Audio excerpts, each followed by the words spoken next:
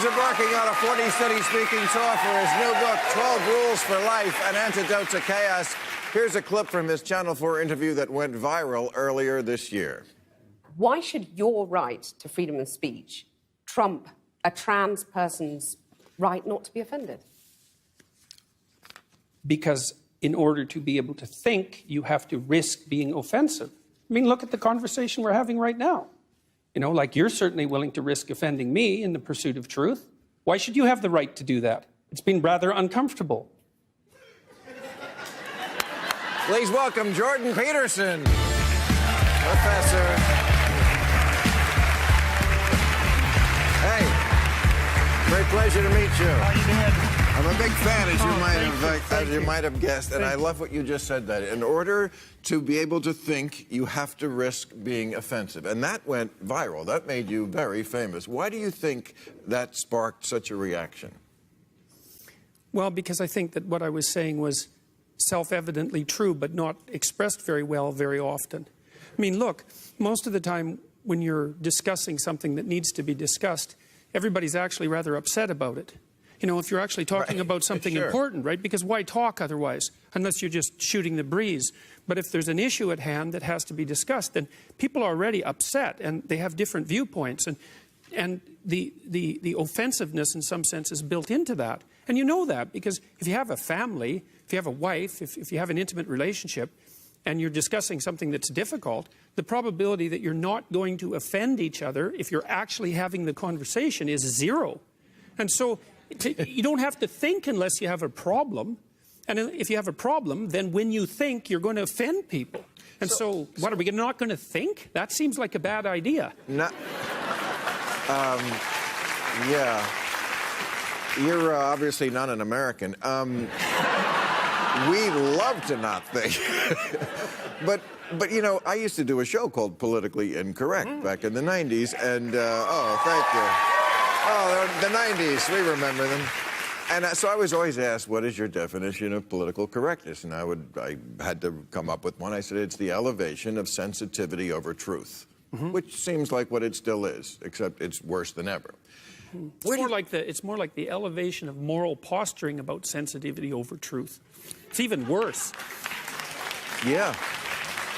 So where did it come from? How did we get to this place where we're so fragile? The safe space people. Oh, I think that you can pretty much blame it on the universities. I think that they've pursued, especially in the humanities and in the social sciences as well, they've pursued a policy of a radical leftist policy with an overlay of postmodernism, which kind of a literary criticism approach, that's produced all of this. As far as I can tell, I think you can lay a lot of it at the feet of faculties like the faculties of education. There was an article in the Chronicle of Higher Education this week that just devastated the faculties of education, taking them to task for low academic standards and for possession by ideology and for basically indoctrinating people in a cult-like manner and playing identity politics and group identity. And no free speech. They don't seem to. There was an incident in Fresno State. I don't know if you saw this, but Barbara Bush died. Okay, some professor there tweeted something nasty. Yeah. I wouldn't have tweeted it. She called Barbara Bush a racist and said she raised war criminals. Okay, you know, it's. Yeah, well, the timing. This crowd likes it, but I mean, it's nasty, and they're considering suspending her. And here's what the president of the university said. He said, "This was beyond free speech. This was disrespectful." Have we lost the thread back to knowing what free speech is? Yes, it can be disrespectful. That is covered under free speech. President of Fresno, you idiot! Jesus Christ! Yeah. Well, and you see this too. I think where it's manifesting itself in a particularly appalling manner is in the increasing unwillingness of comedians, for example, to go on university campuses to be funny. And when comedians start... I'm one of them. Yeah, well, exactly. Yeah, fuck them. I'm not going to... I call these people emotional hemophiliacs. You know, it's like the least little thing will make them start to bleed. But it makes me... because their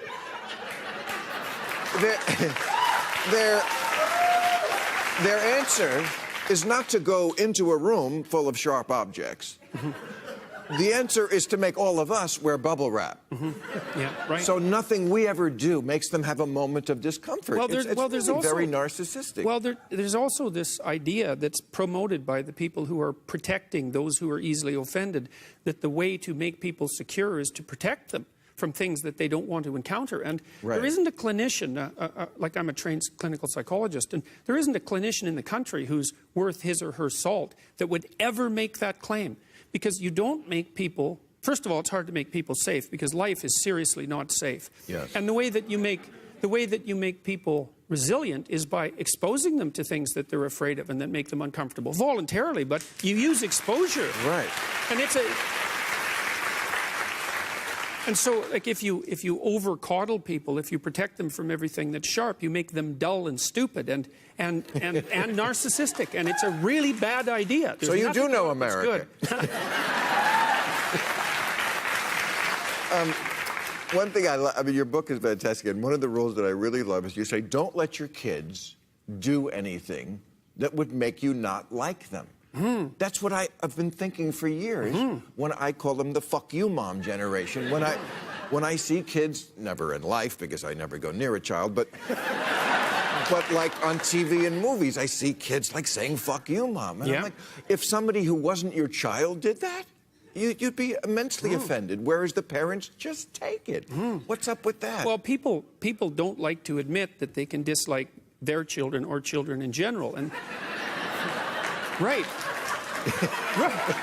No, I know what you mean. And but they can. No, they totally can. One of the things you see very commonly as a clinical psychologist is family members who hate each other and who it's like they have their hands around each other's necks for 20 years and are squeezing very slowly, trying to strangle each other.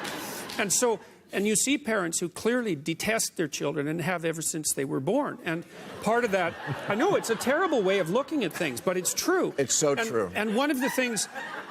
No, parents confide that in me because I don't have kids. Yeah, well, no. That makes it safe. They do. But no, but they say things like, yeah, I love my kids, but if I had to do it over again, I wouldn't. Yeah, well, okay. Like, well, don't tell the kid that. Well, but that's so bad. Look, it is so bad. So bad, because the thing is about little kids is that little kids have a wonderful element to them.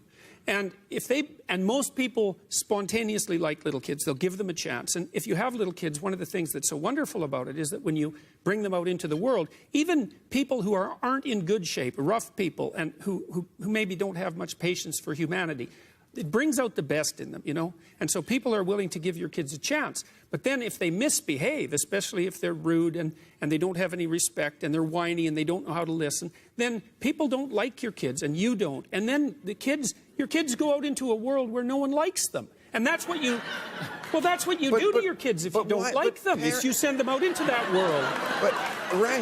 But how did parents get so pussy whipped? By their own children. I mean, that's really what it is. I mean, it's like they act the way a guy acts when he's super sprung on some chick and just lets her walk all over him, and whatever she does, he puts up with. I don't get how we got to that place. I think parents are afraid of exercising authority because they tend to think that authority will crush the creative spirit of their child. Oh, fuck. Well, that is... yeah. Okay. No, I see, everything this man says, I think is common sense. You guys should have a baby together. Yeah, we should have a baby together. It's like we get crucified for what we say. I don't think anything we say is controversial at all. It's hard. Do you think he's controversial? It's hard. I just had a kid. It's hard figuring it out. And by the way, everyone is neurotic. That's why we have a hard time raising children the right way, because we live in the most neurotic, insane, overconnected, crazy world. Yes. Donald Trump is our president. Right. How are we expected to raise normal children? I know. It's a crazy time, Bill. Okay. You haven't talked about social media. Social media is a huge part of this. I mean, it abets the narcissism. It has everyone preening for everybody else. It has people going into their little tribal places and sorting themselves that way. That's a huge problem here, too, I think. Well, there's other... there's other factors that are contributing to overprotection, I think, that can't be laid directly at parents' feet. I mean, we have fewer children, so they're more special.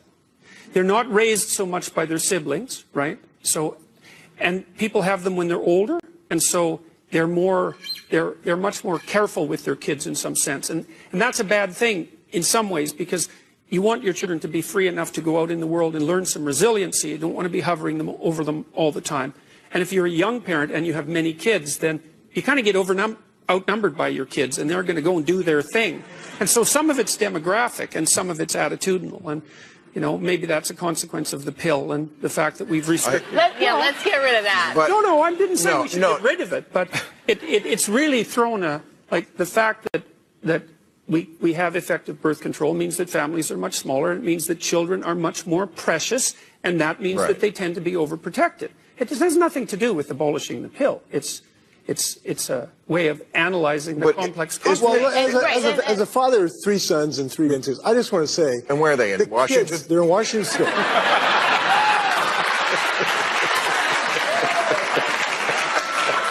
Is that a good place to live? Yeah, one was conceived in Hawaii, but that's okay. That's another story. So, the kids are not the problem here. The kids get climate change. The kids get gay marriage. The kids get legalization of marijuana. The kids get saying we should step on Donald Trump every chance we get. The kids are not. The kids are just fine. They're the smartest generation. But you know what the kids also get? That you can call social services if your parent does anything you don't like. Kids don't have That's to. one reason parents are not rough with their kids. I don't mean physically rough. I mean in any way rough, because kids do know that they can do that. The only problem with kids is they don't vote. That's the only problem with kids. And if you got a kid out there, tell them to vote next November. We got to get them to vote. I don't know if the price that we have to pay for children having some insurance against abuse is kids who are overly politically correct. I'll take the trade-off. I don't really think that's kind of a lousy applause for that, Alex. I don't know if that was all that popular. I'm saying it for the applause. Okay. I don't think it protects children from abuse at all, that sort of thing, because social services and the government provision of protection for children is not a very effective way of preventing children or preventing abuse of children. What's effective, and this is something you'll want to know as a parent, is that you have every right to intervene in your child's life when they're misbehaving in a way that actually impinges on you in a serious manner, because you're going to want to like your kid, and that means you have to come to a real negotiation with them about what their space is and what your space is, and you have to be able to take the right to yourself to put those limitations on them. And you're going to find that that's a very difficult right to take, because you're going to be doubtful about your authority. And that'll allow your child to run roughshod over you, and you won't like them as a consequence. You know me so well for someone who's never actually met me. But thank you. See, everywhere you go, you cause trouble, Professor. Yeah, well. Indeed, even the member for Barrie Innisfil said the previous Conservative government had lost and had become disconnected with the veterans, lost a lot of the trust. It's a very fair criticism. Well, we're not just going to criticize that government. We're going to do better than they did.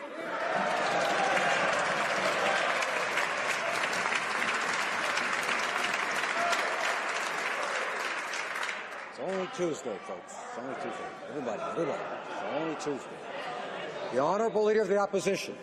What he's doing, Mr. Speaker, is looking them in the eye and saying no after they've said yes to just about everybody else. Yes to Omar Khadr. Yes to somebody running a minister's Twitter account, $100,000. Yes to his pals when they want to take a vacation in the Caribbean. They're saying yes to everybody, but they're telling those who gave their country all they have that they're asking for too much. That is shameful. The Conservatives will hold them to account for that every time.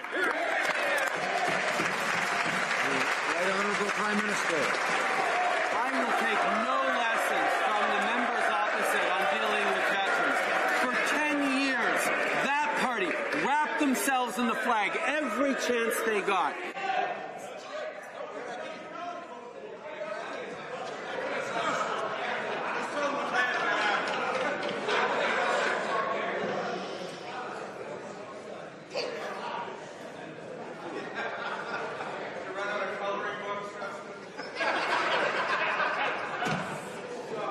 Order. Order. Let's have some adult behavior in the House, please. The Right Honourable Prime Minister has the floor. For 10 years, the Conservative government cut veteran services, cut Frontlines offices, shut down 9 veteran service centers across the country, nickel and dime the veterans while using them for photo ops, wrapping themselves in the flag every chance they get. It was shameful. We have restored respect to veterans. We're investing in benefits. We're reopening closed offices. We're supporting their families. We're doing right what for 10 years they did wrong. Honorable Leader of the Opposition.